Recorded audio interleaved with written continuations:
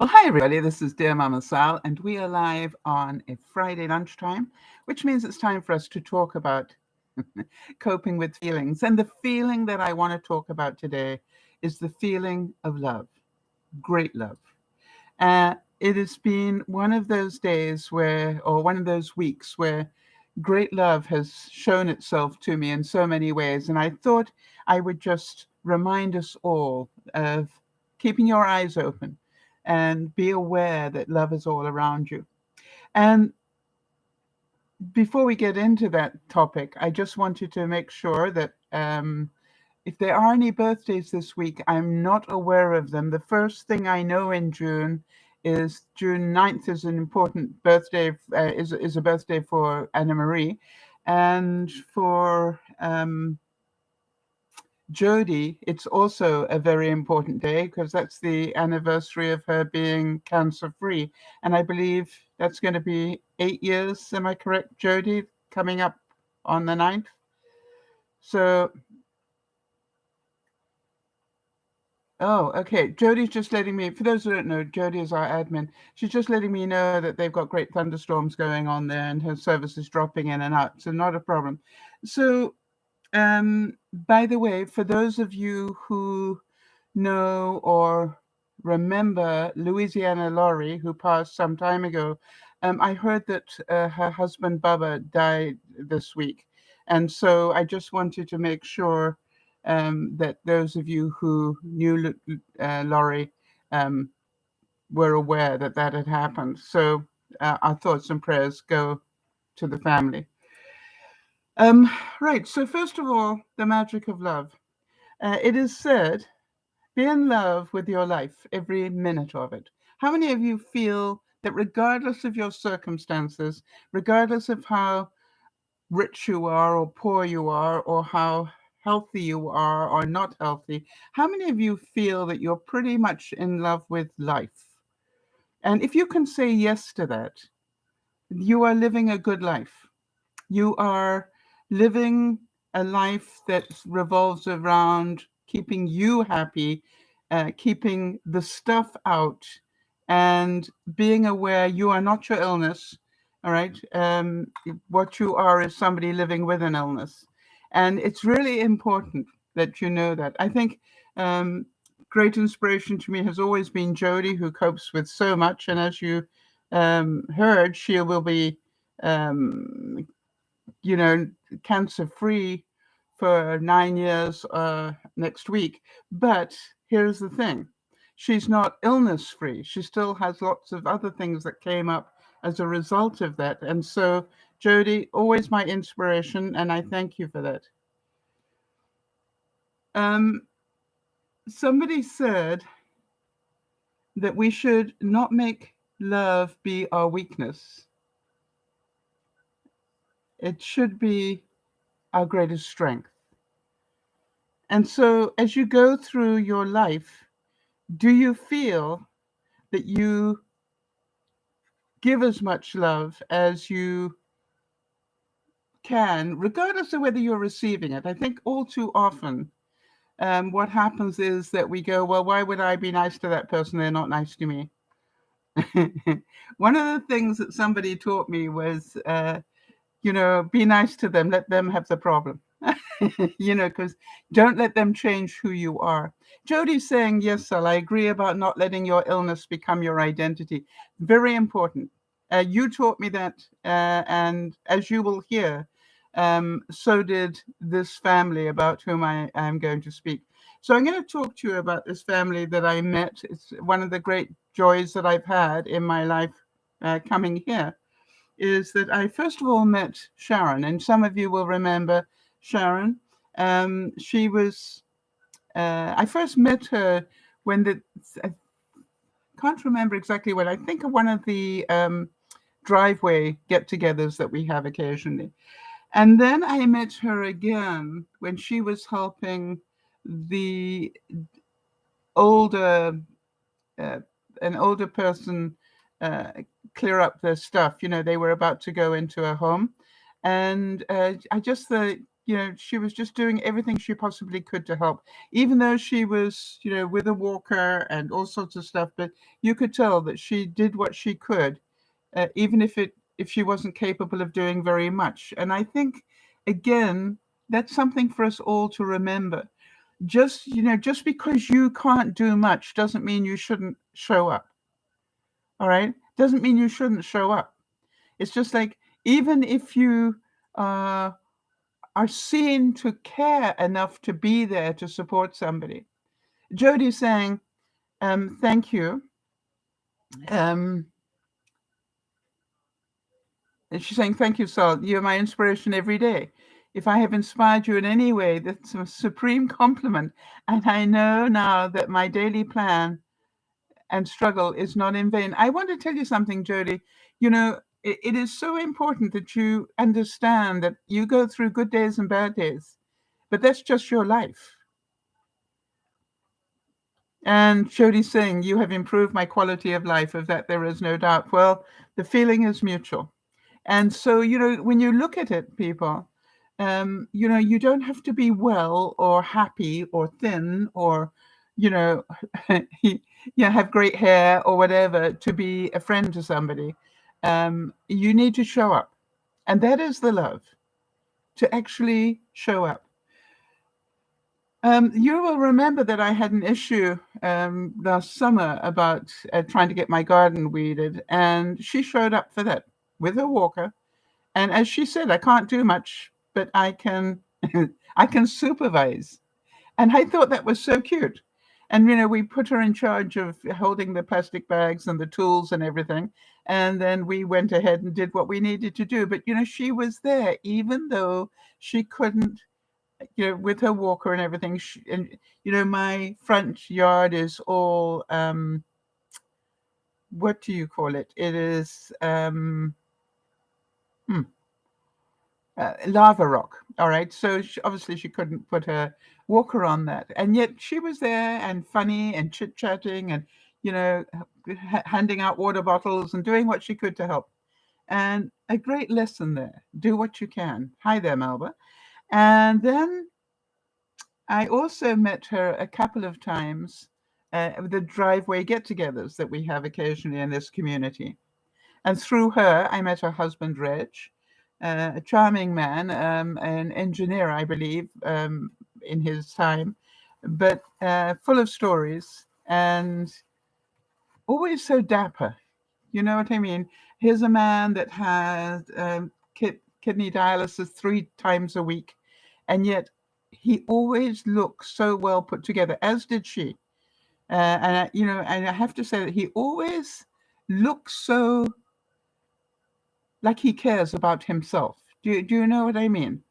And so that's a lesson for us all right? Regardless if you're having dialysis 3 days a week and you don't feel like very much, just getting up and getting dressed and, taking pride in what you're wearing, it has an effect on you and your attitude.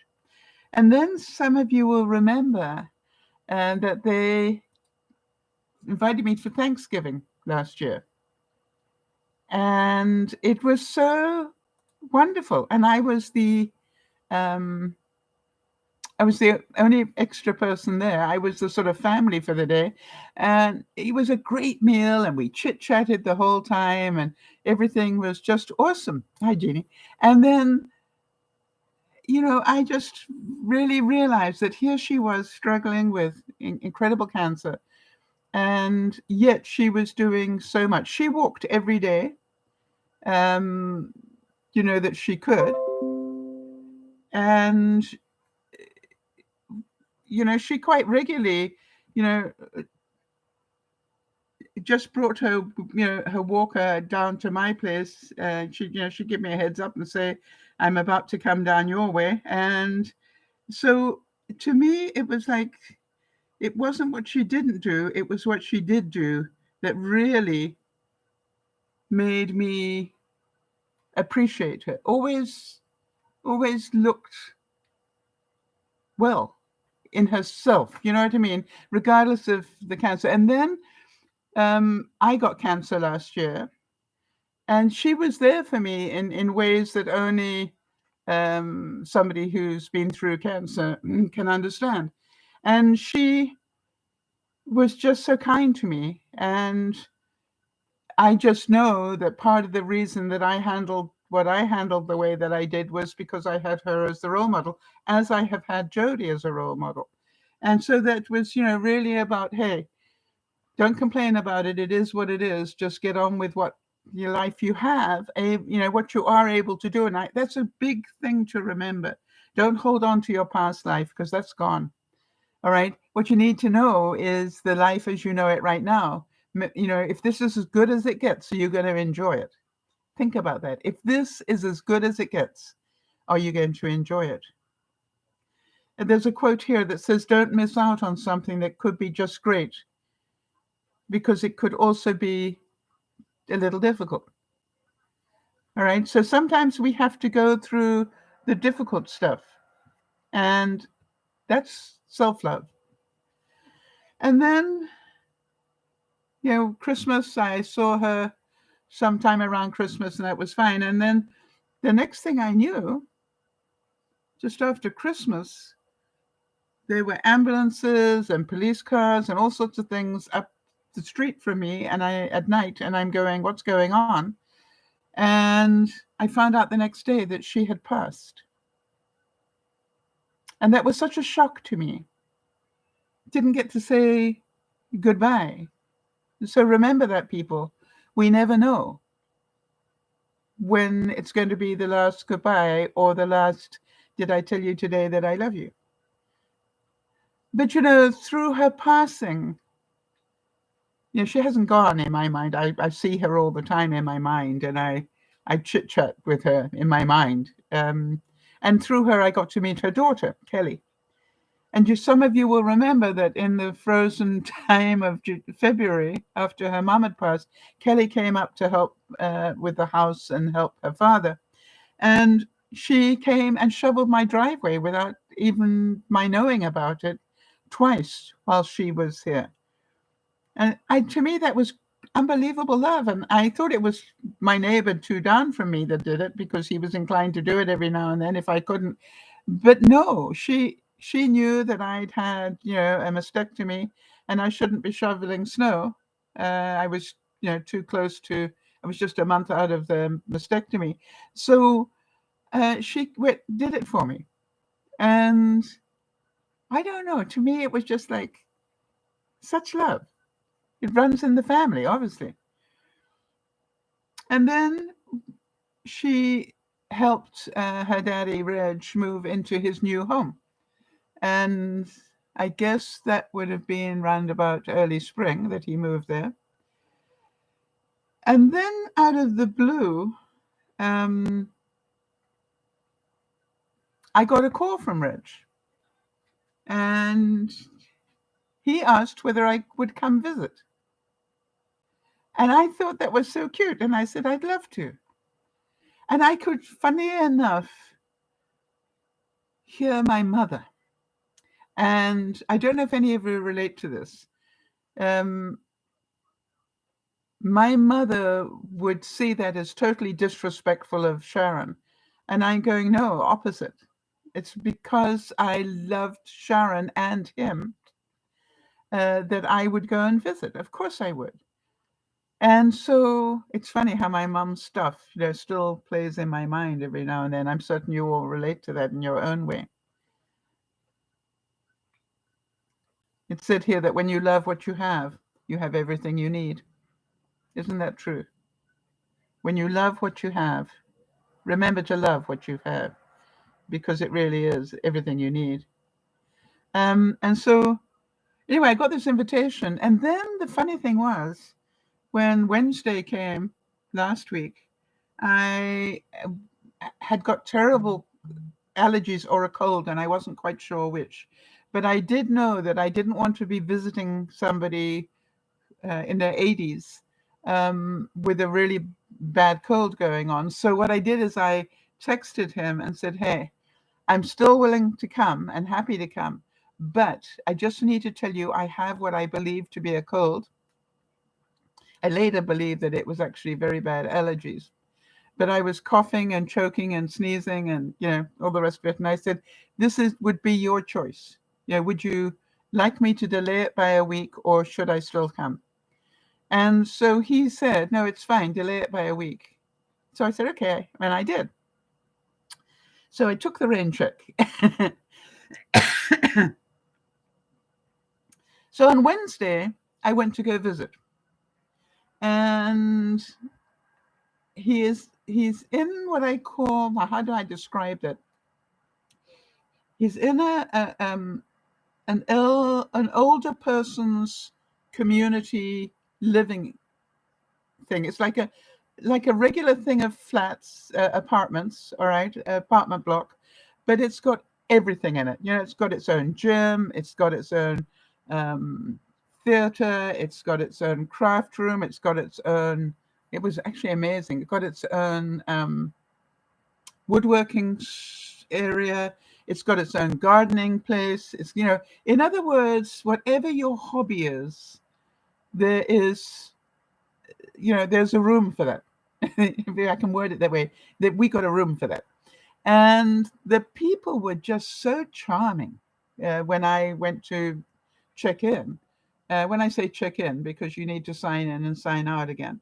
And, Reg had such fun giving me the tour and showing me everything. And, the menu, hang on a second.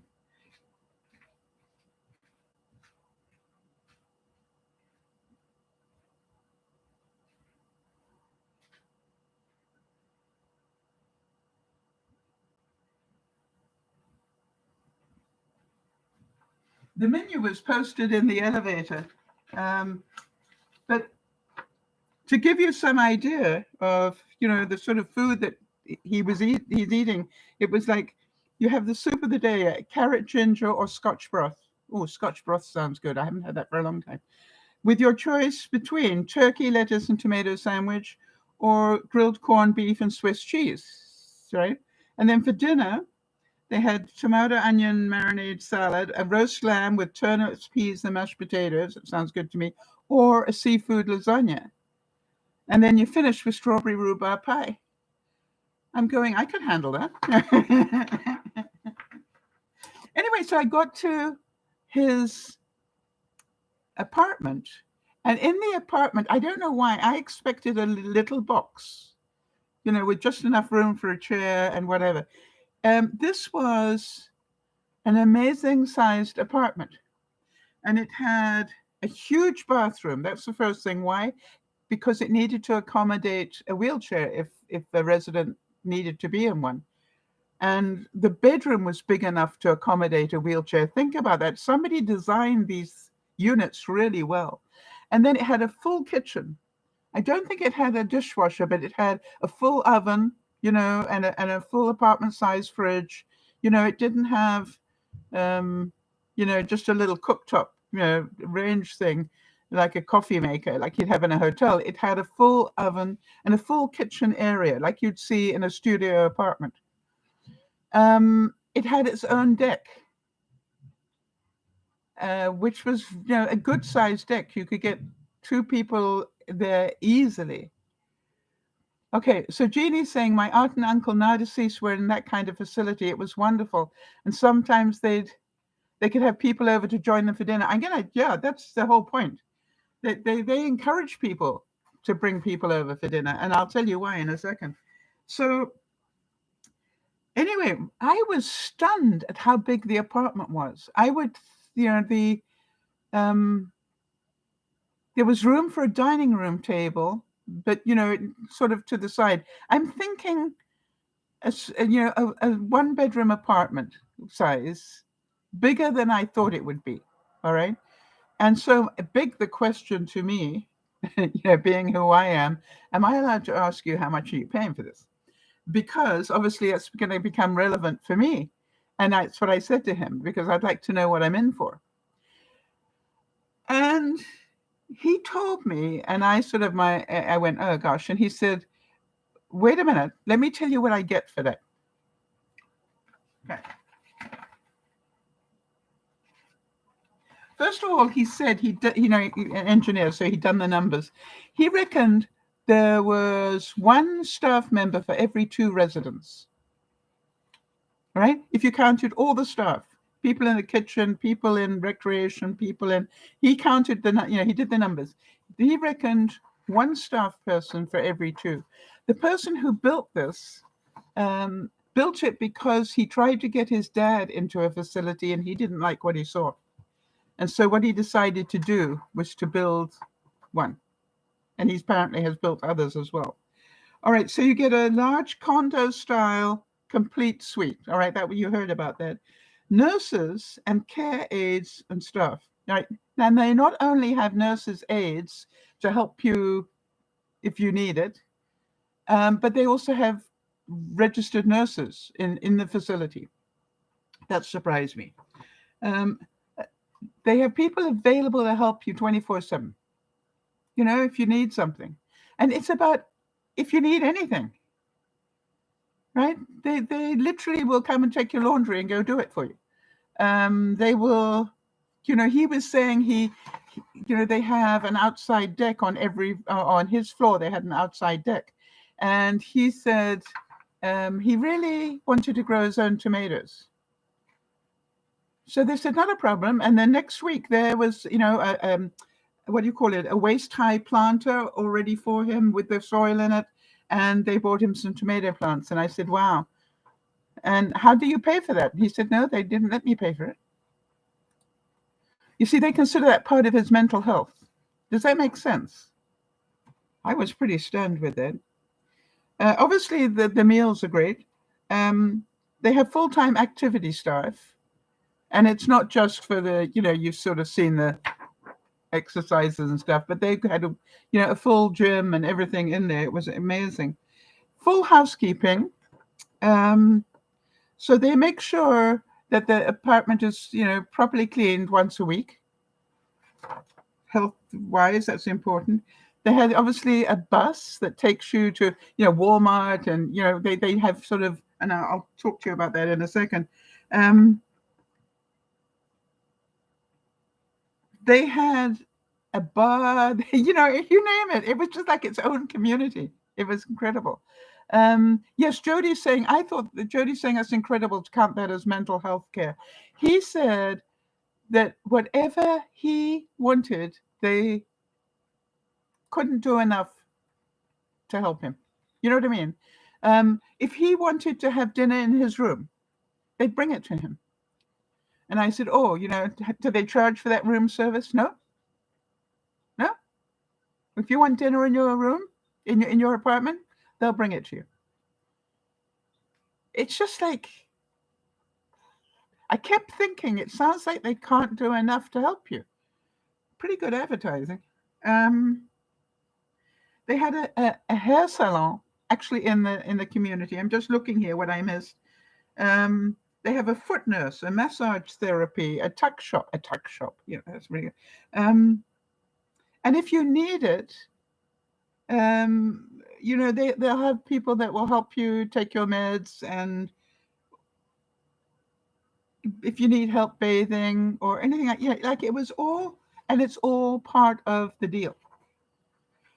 So then what Reg said to me was, Sal, remember that I don't have to buy food. I mean, he's got a kitchen, but I don't have to buy food.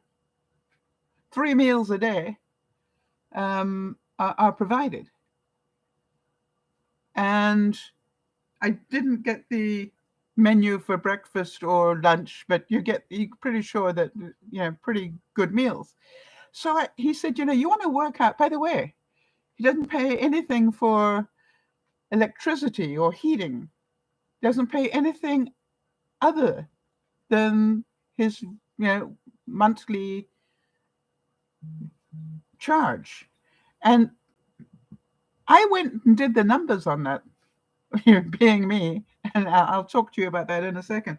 But, it was pretty amazing. And then, they have sort of like a newsletter, and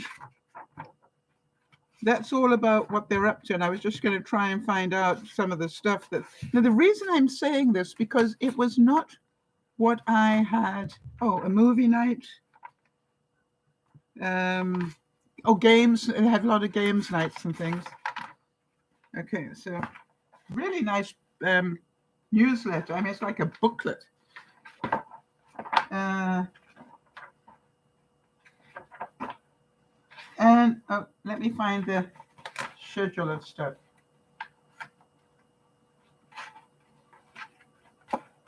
Wait a minute. What did I do with it? Oh, here we go. Looking at me. Yeah. This was this was the month of June. And I looked at it and it's going chair Zumba, dominoes, St. John's, therapy, dog visits, Sunday movies. It was just one day.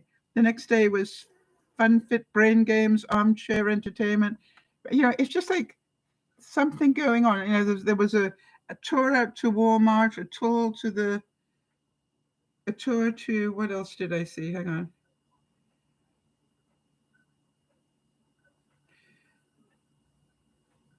Walmart. They had a pool night. Lots of educational stuff if you're interested. Obviously choir and spiritual stuff. A trip out to the local pharmacy once. So it's just like if you plan it well, you wouldn't need a car. So on the other hand, the apartments were big enough that if you didn't feel like being sociable, you didn't have to. So after we chatted a bit about this, and then what Rich said to me was, so I'll work out how much your place is worth, and then work out how much do you pay for all the extras, right? The food, the electricity, the heating, if you needed somebody to come in to help you with medications and stuff, all those sort of things, work out what it costs you. And then realize that what they charge actually is very beneficial.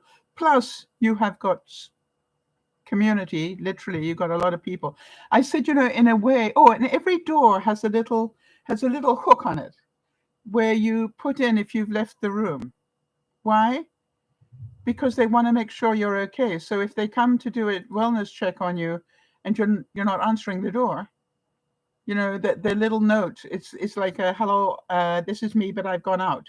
So, it's like so many things that are really caring. And I'm going, this is interesting. So I did the math. And quite honestly, what he said surprised me.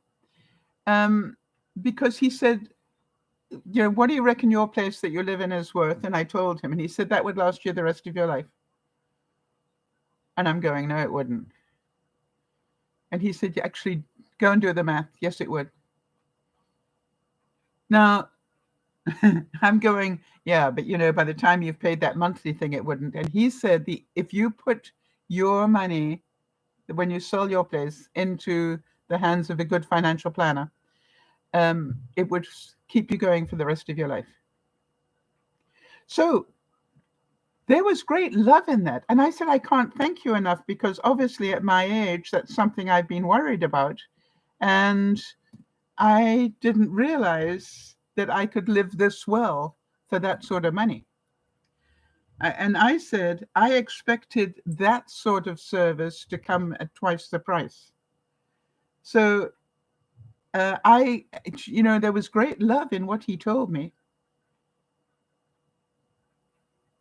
You know what I mean? There was great love in what he told me, because I did not realize that was possible. Anyway, so then I couldn't help but notice that Sharon was with him everywhere, all the pictures and everything, but the urn was still there. And so I couldn't help myself.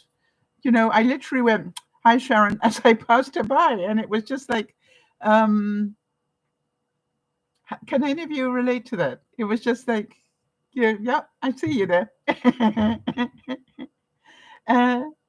So, and then he wanted me to teach him something about YouTube. So I did, and that was fine. And by the way, his dog, Maggie, was there as well, which surprised me. And then all the pictures. And I really want to give credit to Kelly, his daughter, for what she did to help him downsize. Because he said, Sal, I don't have any stuff anymore. He said, he said, I want to tell you, it's the most incredible freedom not to have any stuff. And he said, I thought it would be horrific, but for me, it has been, I don't have to worry about it. I don't have to house it. I don't have to store it. I don't have any stuff anymore. And basically what Kelly did was she made sure that he only, and she designed where everything would go before he got there, worked out what he needed to take and everything. She just did a wonderful job. But you know what touched my heart and soul were all the pictures of the two of them, he and Sharon. And it's pretty obvious that they met in the 50s because you could tell by the clothes they were wearing. And then you think about how long ago that was. That's just about my lifetime, right? And so then you think about, boy, and they stayed together for over 70 years. And he told me, he said, Sal, by the way, we didn't like the same things. And I said, really? And he said, oh, yeah, she liked to go to the casino and do this, that. And he said, I tolerated it, but I didn't like it. And she knew that. And he said the same thing. She didn't like some of the stuff I like to do either. And that was fine. And I thought, there was great love in that. It's okay to have different hobbies. You don't have to be, and it gets you out of the house, gives the other person a break. I found it wonderful that his deck was covered in flowers. It made mine look good. It was as good as I've done. And I said, so they bring you the flowers too? He said, I just tell them what I want. It's like, really? So then I said, can I see the outside patio area? Because each floor has its own outside patio. And it had a table and chairs and a, what do you call it? One of those, you could close the netting off and keep the bugs out type things. Anyway, there were 4 women there. And that was one of the things I asked, what are the ratios men to women? And he's a screen house. Thank you, Jody. Anyway, so he said that I think on his floor, there were 8 women and 3 men. Okay, so I said, yeah, you guys must be really loving it. And so he said, why? I said, you must get a lot of attention. With 8 women, with just 3 men. I said, and that's just on this floor. So you can imagine. Well, anyway, there was these 4 women outside. So I went outside and chit-chatted with them, while we were doing this tour of the level that he was on. And it was a big deck. And I think they said the maximum number of people that could be there was 60. That's how big the deck was. And so you could have a big, block party on there, no problem at all. But, it had planters with his tomatoes on them, and other things. So whatever you wanted to do, you could do. I just thought it was wonderful. So what I did was I was talking to the women, and they were all being charming, as you expect them to be, as I was a guest of one of the residents. But then I sort of started, me. I chit-chat and I said, okay, fine, let's get real now. So I looked at the first woman. I said, tell me something about you that you probably wouldn't want me to know. People cannot answer that question. It's really funny. It's really funny. And then if you ask them, tell me something about you that I need to know, they still can't answer that. And they will probably go the safe route, but they can't really answer it, right? And so what you do is you ask the other person sitting next to them, what do you know? Because I'd like to know. And it was so funny. And then we got into a conversation, and for some reason, cancer came up in the discussion, and then the mastectomy. And then the woman on my right said, I thought you said a vasectomy. And I said, okay.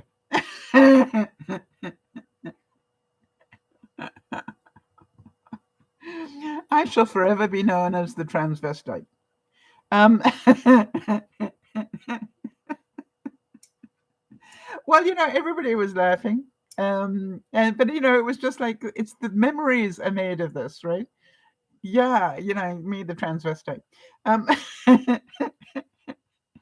so I really was very impressed with everything, the cleanliness of the place, everybody was so nice, and everybody was, you know, I don't know, it just felt very cared for.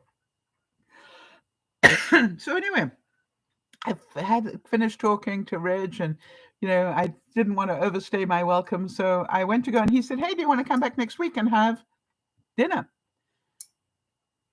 So I said, "Oh no," I asked him, "Do you like having visitors? Because if so, then I will, make sure that I become a regular." And he said, "Oh, absolutely. Will you come next week?" So I said, "Sure." And he said, "Why don't you come and have lunch or dinner?" And so this is the whole thing. Apparently, if he wanted to have a private dinner party, they would actually bring it all up and set it all up for him. It's just like, I don't know, there were just so many things that, can you feel the love in this? It's not just, this is about how do we make your life easy, is what that's, if I thought about what did I feel, is what else can I do to make your life easy or happier? That's really, and I kept saying, and that's all part of the price. Yep. So anyway, then he said, "Will you come for dinner?" And I said, "Sure." But they have dinner at 5:30. So I said, "I just normally my breakfast time, but yeah, I'd be delighted." So I left there feeling so much love. Yeah, Jodi's saying it's relaxing to hear you explain it. Well, that's why I wanted to explain it, because it sounds like a lot of money until you do the math. And also, what I hadn't done was to do the math on how much would my home bring me back in interest every year if it's wisely invested. Now, there are no guarantees on that, but it would last me the rest of my life, which is what I had hoped. When I put the money in here, I said, I hope that if I've done this the right way, that by the time I go to sell, that this place will pay for my upkeep for the rest of my life. And so the answer was yes, it would. So I came away from there. Oh, and it was so cute because I came home and I sent him a thank you so much for being so charming. And oh, by the way, he was dressed so well, and he was so funny and happy. And, he took me on the whole tour and, absolutely amazing. But he was dressed in such a dapper way. And I said to him, "You always look smart, but have you got new clothes?" And he said, "Yep, Kelly got them for me."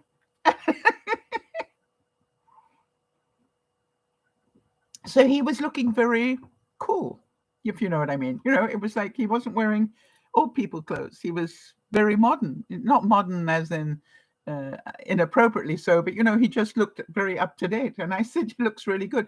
And I said, "By the way, coming for dinner, do they all dress up?" He said, "Some do." And I said, "I won't be doing that."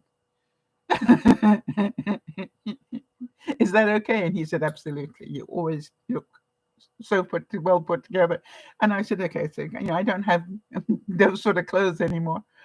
Anyway, so this was Wednesday. So yesterday I get up and when I got home, I wrote him a thank you note for being so charming and showing me everything.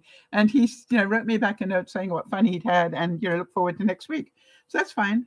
Get up Thursday morning. I'm having my first cup of coffee and I get a telephone call and it's from Kelly and she's driving her car. Which first thing she said, "So I'm just wanting you to know it's Kelly and I'm driving my car."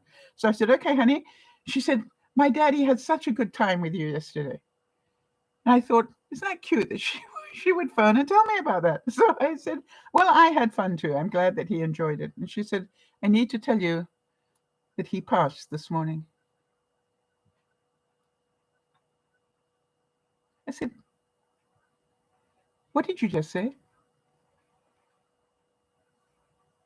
And she said, "I just wanted to tell you that he was driving himself to dialysis this morning."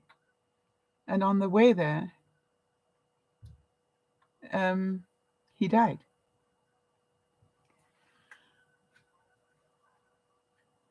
Well, I don't know about you, but I went into um, what do you call it? Almost denial. And I said to her, "I'm so sorry. Obviously, I'm so sorry, Kelly. Um, and what can I do? You know." But she was just so gracious about telling me, and I said, "I'm sure you've got a lot of calls to make, but I'm really grateful for this one. Really grateful for this one, um, because obviously." It was pretty soon after it had happened that she was calling me. And the reason she was in the car was because she lives in the States and she was on her way to come and deal with stuff. So I said, let me know what I can do. And I mean that. I know a lot of people say that, but I mean that. Let me know what I can do. So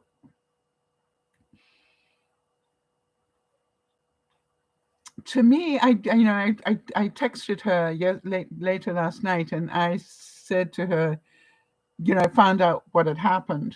Um, and then said, I need to give you a hug. but but how about we wait until Saturday? Give her a little bit of time to assimilate all of this. And so I may or may not be going. I said, what I'll do is on Saturday lunchtime-ish, I'll text you. And if you are not up to it, then feel free to tell me that. But I just would love to give you a hug. And you know what my hugs feel like. And she said, oh yeah, I remember them after my mum died. And she said it changed my life. And I said, exactly. So from that perspective, know that I would love to give you a hug. And if that's all that I do, I am prepared to go to visit you and give you the hug and leave. Or we could have coffee, you know. Um, so, but the big message here is, yeah, thanks, Jody. And Jeannie's saying how shocking. Yeah, it was shocking. Shocking to me. Imagine what it was like for Kelly. And then Jody's saying, I'm so sorry, Sal. Well, it was, I was sort of weird all day. And one of the things Reg had said to me was the reason you had to come to the community was because you needed to meet Sharon. And because you met Sharon, you met me. And now I get to teach you stuff that you didn't know, and it was just like everything had a reason. And it just, I could feel the love everywhere. That was the whole, that was, if I put a word to it, um, the feeling I got was one of love every step of the way. And how about this for a quote? Love is what you've been through with somebody.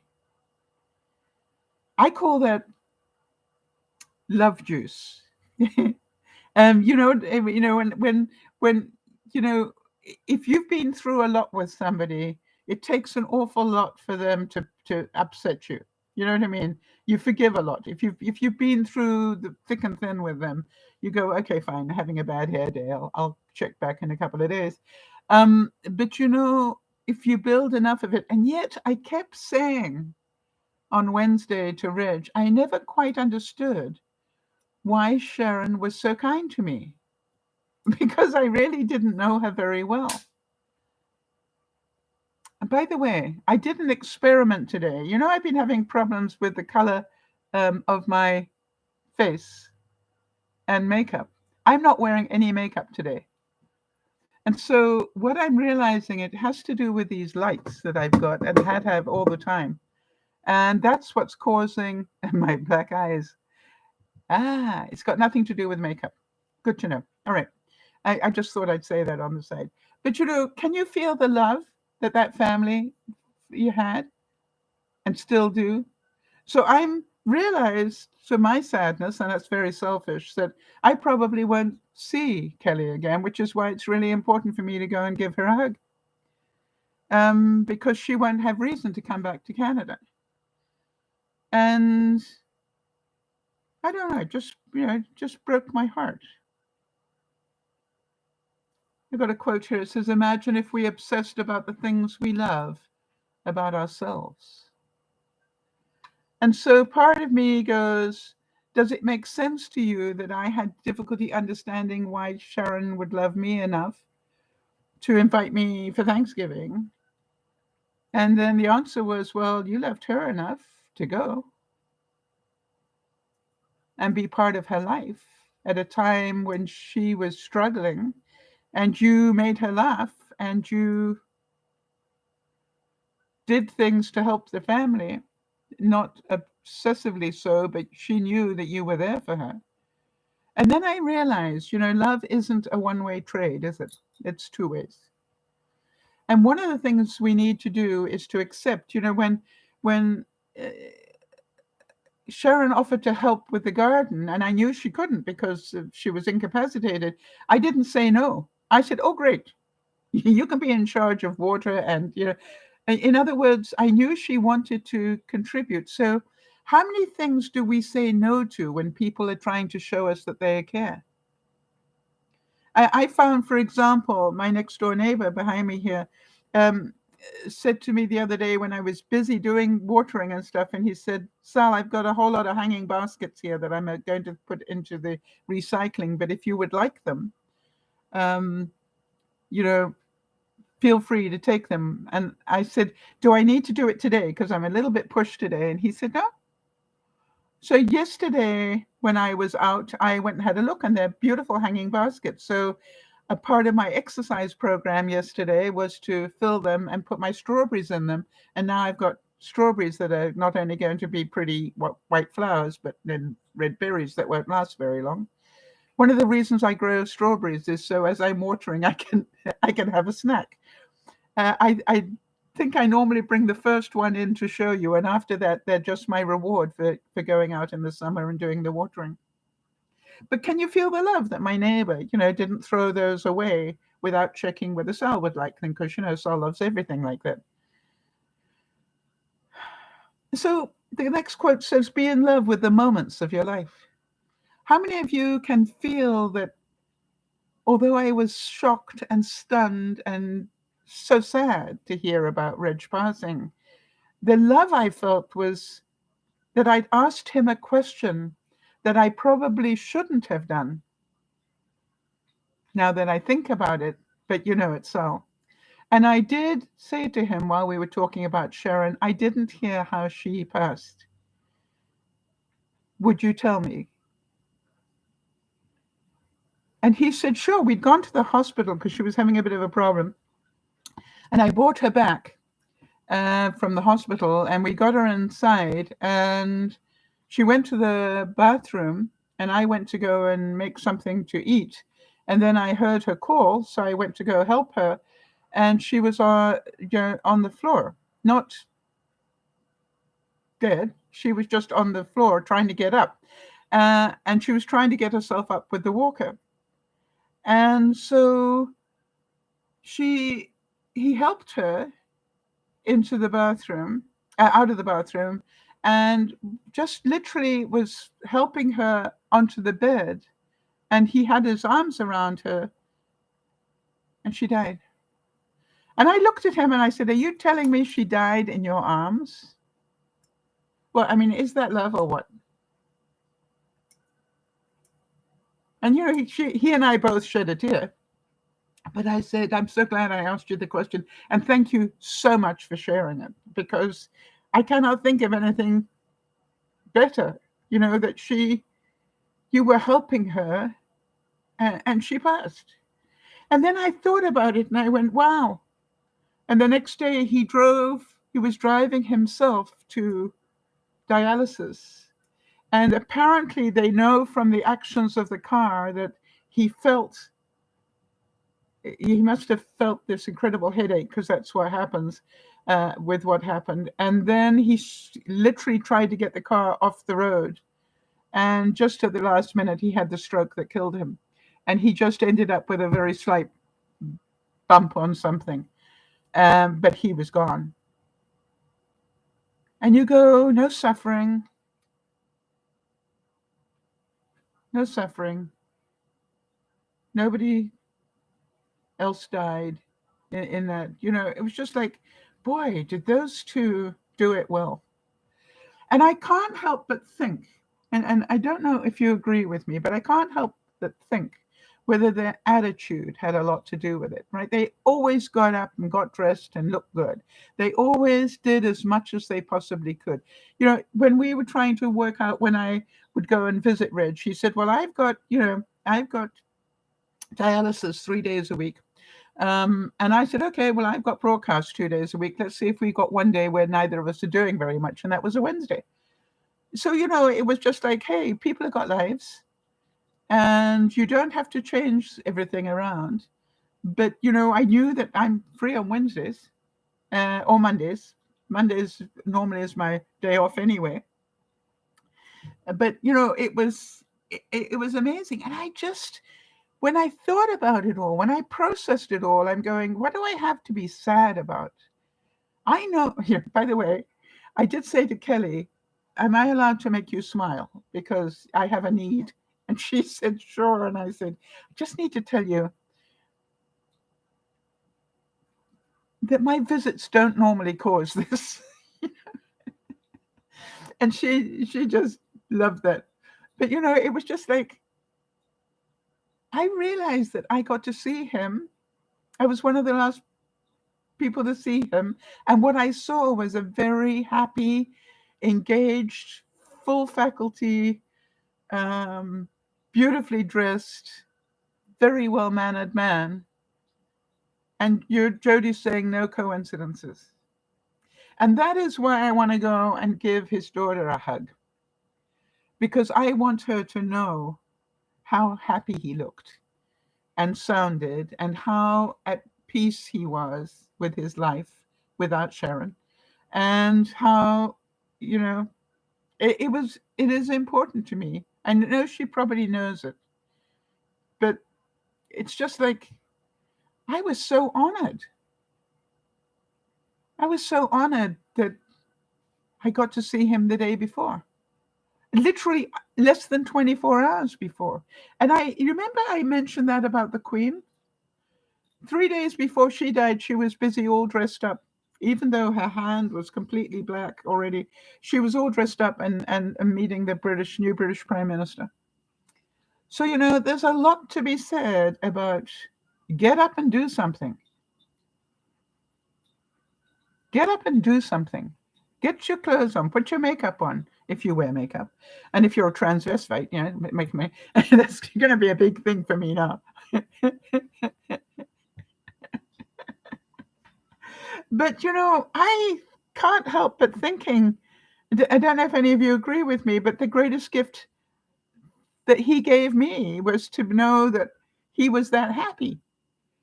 It's not what I expected at all. I expected him to look sick as a dog and still grieving, very deeply and all that sort of thing. He was getting on with his life. And, I've still got the cute message that he sent me saying, looking forward to, thanks for coming, Sal, and looking forward to seeing you next week, emojis. It was just like, yeah. So, yeah, I took the brochure, people. You don't blame me, right? There's a reason why, as I left there, I said, I went to the office manager who I had met in passing. And I said, you wouldn't happen to have a brochure, would you? Or something? And she said, yep. And I said, good. And so I now have the package. And now what I'm going to do to entertain myself is I'm going to go and check a couple of them out. But I'm not joking when I say to you, number one, what a great gift he gave me, letting me know that the money I have invested here would last me for the rest of my life, presuming, I have a normal life. And we also know that there's no guarantee I'm going to be alive next year. And so there's part of me that went, boy, how on earth would I downsize again? And I went, well, how about you start working towards it? How about you start really seriously downsizing? And, and so that when you have to make that move, it's not as horrendous. And you all know I need to do that. And it's difficult. And I do know most of the stuff that's in the shed I haven't touched in 2 years. So therefore, that's the easy lot. That can go. Said here that, and in the end, the love you take is equal to the love you make. And so I had to sort of say to myself yesterday, maybe the reason that they, as a family, loved me is that I loved them.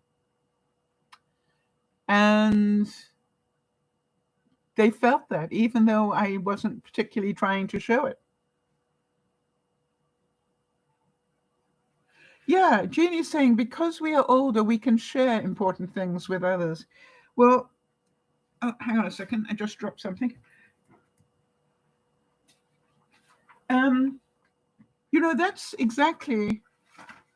That is exactly why I asked the question of him. Can you let me know how she died? I wanted to know, was it, an assisted thing? Because she had talked about that to me. She had said to me that, I've spoken to the end of life people, in case I need to do that. And she had been told just a few weeks before this happened that she had a year to live at most. And funny enough, Reg had said to me, Sal, I know that if ever I want to go, I just have to stop going to dialysis. I'll be gone in a week. So, it's just like, it's very practical thinking. And that's why I wanted to know, I wasn't sure, had she gone on a plan and not said goodbye, which confused me. But I found out, you see, there was love in that, and she didn't know. That's why she didn't say goodbye. So, it was just like, I felt so much love.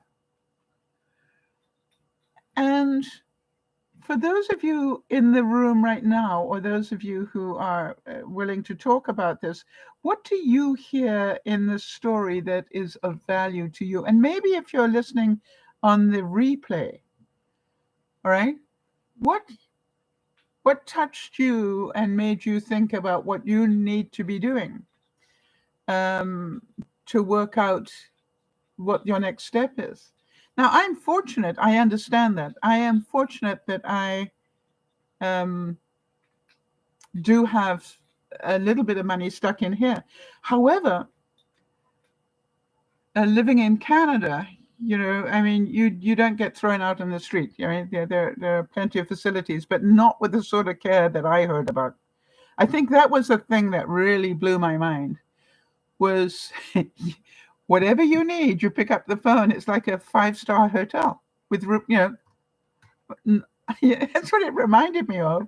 The service was of a 5-star hotel. And so then when I talked to the office manager on the way out, I said, got a couple of questions for you. And she said, what's that? I said, is there an age limit? She said, why? I said, I want to know if I'm old enough. And she said, there isn't an age limit. Why? How old are you? I said, 75. She said, I got a 50-year-old in here. I've also got a 102-year-old. So I said, wow, that's amazing. Right. Jeannie's saying the ability to go on after death of a loved one is important, but it's not easy. Of course, you would know that, Jeannie, right? And so you would relate that what he did took courage. It wasn't any lack of love for Sharon, right? And the same way as I could, did you understand my thing about my mother would have poo-pooed that I went to go and visit him, because he's now a single man and he's in mourning, and I'm going, it had nothing to do with it. This had to do with Sharon would want me to visit him. And I did, and he hugged me, and he, it was just like, it was so normal. And I'm so glad I did it. I am so glad that my love for him and Sharon and Kelly overcame my mother's nagging in my head. And the reason I remember that so well is because I have history, obviously. And the history was that when I visited my mom when she was in care, she was in a room with a couple of people with similar problems. And the woman opposite her, her husband, knew I was visiting from Canada. This was in Africa. And he was going into town. And he said to me, Sal, I'm going into town if you'd like to pop in with me and get anything you might need. And I said, how kind of you. My mother went up one side of me and down the other, that it was disrespectful to the wife that I was going. And I said, boy, where is your mind at? And you know what? She had every reason to react that way. And do you know why?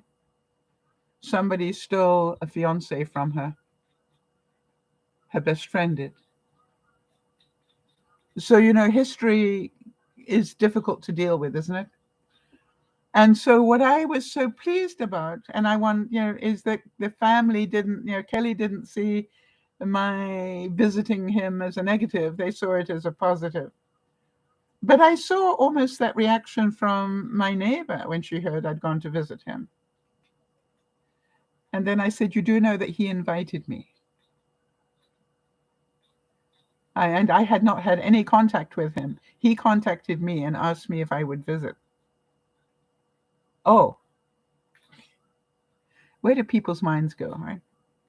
So I just wanted to make sure that I recorded all of this. I wanted to make sure that we all learn the lessons of all of this. Love is not a fleeting thing.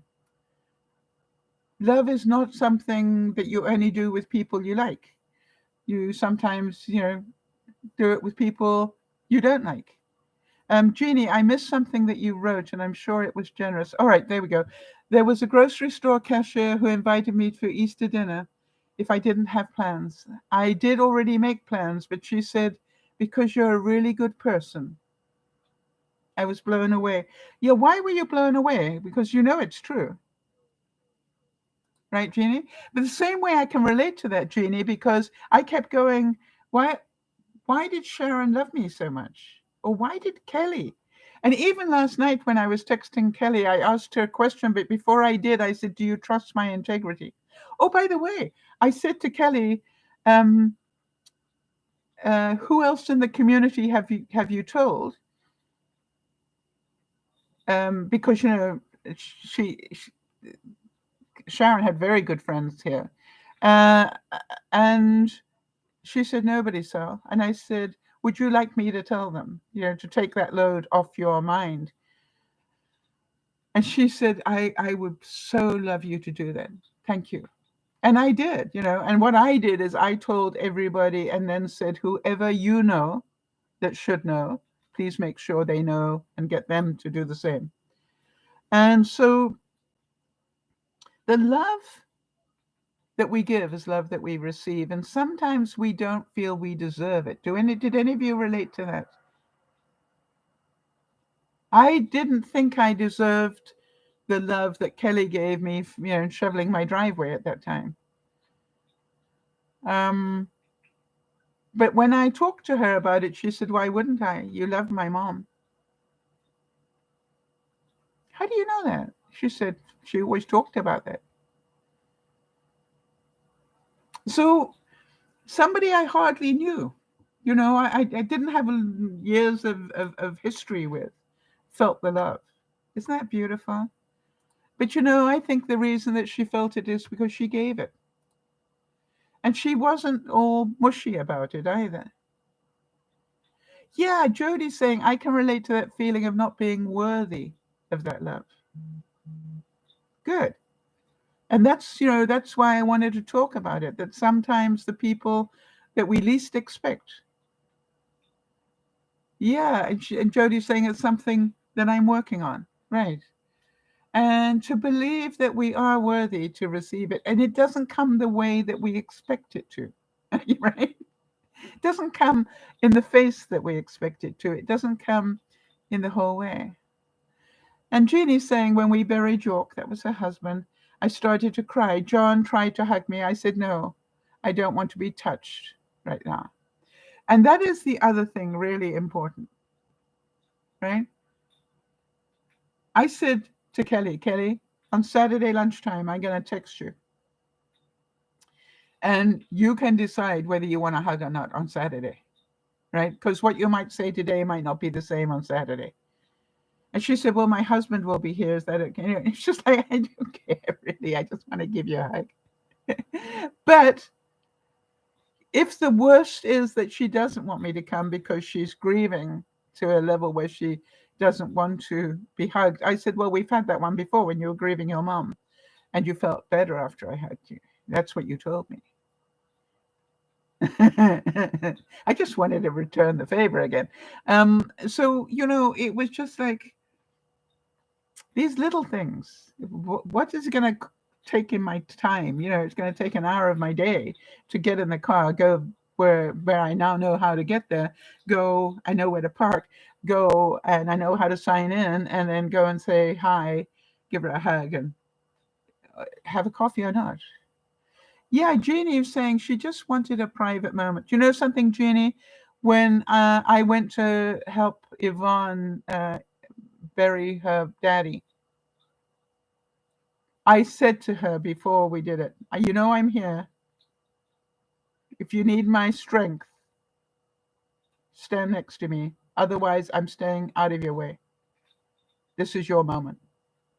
This is very personal. I quite agree, Jeannie.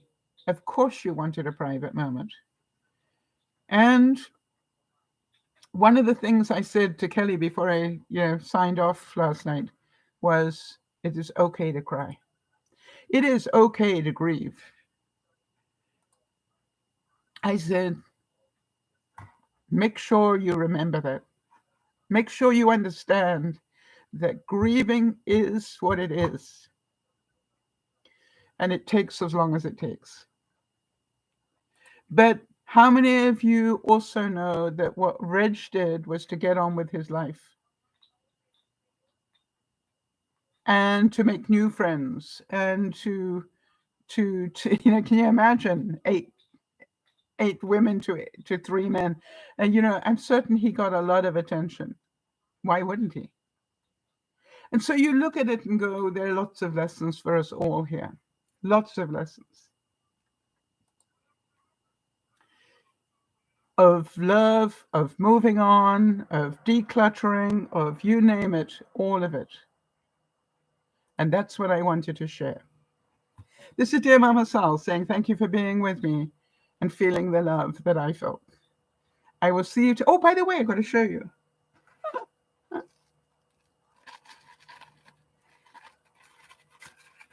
I'm so excited. Tonight, I'm going to show you how I made soap. And I put rose petals in it. Now, what I found out, I didn't put any essence in it. And what I found out was when I picked it up, the first thing that I did was to smell it. So what do I know? I know that I've got to put essence in it because it is so pretty, all right? And the first thing you do is to smell it. So that's called experience. But don't you think it's beautiful? I'm really looking forward to using it now. And it's made,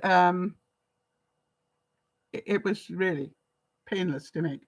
So how many of you would love to receive that in your Christmas stocking? All right. Now, obviously, I'm going to work out how to get the, I know how to do it, how to get the petals to stay at the top. But it was just like for a first attempt, and it was really well within our limits, if you know what I mean. And I had already got the little gauze bags, muslin bags, because of making potpourri. And of course, the tissue paper that I'm wrapping it in is all repurposed from previous years. So how's that for a stocking stuffer? So very, very fun. So tonight, that's what we're going to do. I'm going to show you how I did it. This is DearMamaSal saying, I'll see you tonight. Have a wonderful afternoon and feel the love. I feel the love from all of you that come regularly to visit. And for those of you who listen on the replay, hi and bye. This is DearMamaSal. I'll see you tonight. Thanks, Jody.